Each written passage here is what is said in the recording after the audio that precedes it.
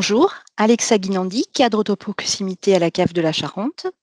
Bonjour, Patricia Meunier, assistant qualité à la cave de la Charente. Nous allons vous présenter l'AJPA, l'allocation journalière du proche aidant. L'allocation journalière du proche aidant est entrée en vigueur le 30 septembre 2020. Elle compense la diminution de revenus liée à des absences ponctuelles d'activité ou assimilées pour s'occuper d'un proche en perte d'autonomie. L'AJPA n'est pas une prestation familiale, il s'agit d'un revenu de remplacement soumis à CRDS, CSG et à l'impôt sur le revenu. Le nombre maximal d'AJPA est de 66 jours sur l'ensemble de la carrière professionnelle de l'aidant, quel que soit le nombre de personnes aidées et de demandes déposées, soit 22 jours ouvrés par mois et par demandeur. L'AJPA est fractionnable à la demi-journée, sauf pour les stagiaires et les demandeurs d'emploi. Il est possible de valoriser 132 demi-journées au maximum sur l'ensemble de la carrière de l'aidant. Qui peut en bénéficier?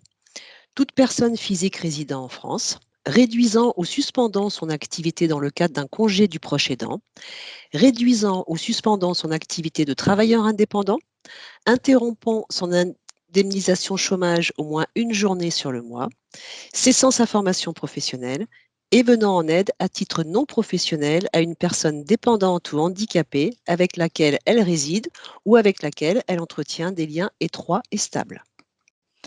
La personne aidée doit résider en France, être âgée de plus de 60 ans et reconnue GIR 1 à 3 par le conseil départemental.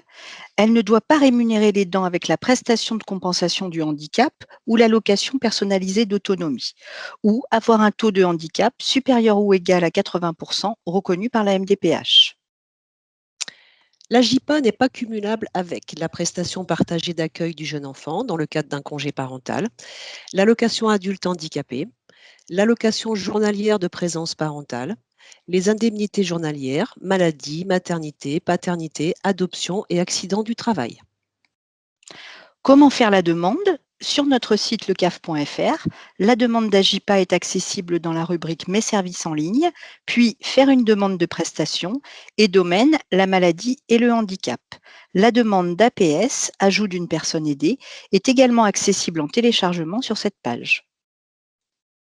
Pour plus de renseignements, vous pouvez contacter votre CAF, soit par rendez-vous physique ou téléphonique du lundi au vendredi via lecaf.fr, par téléphone au 32 30 du lundi au vendredi de 9h à 16h30, par mail via lecaf.fr, par courrier à l'adresse cave de la Charente, CS 90 000 30 32 boulevard de Bury, 16 911 Angoulême, CEDEX 9, auprès de nos points relais partenaires sur nos bornes interactives. La liste est actualisée sur le www.caf.fr. Merci de votre attention. Merci de votre attention.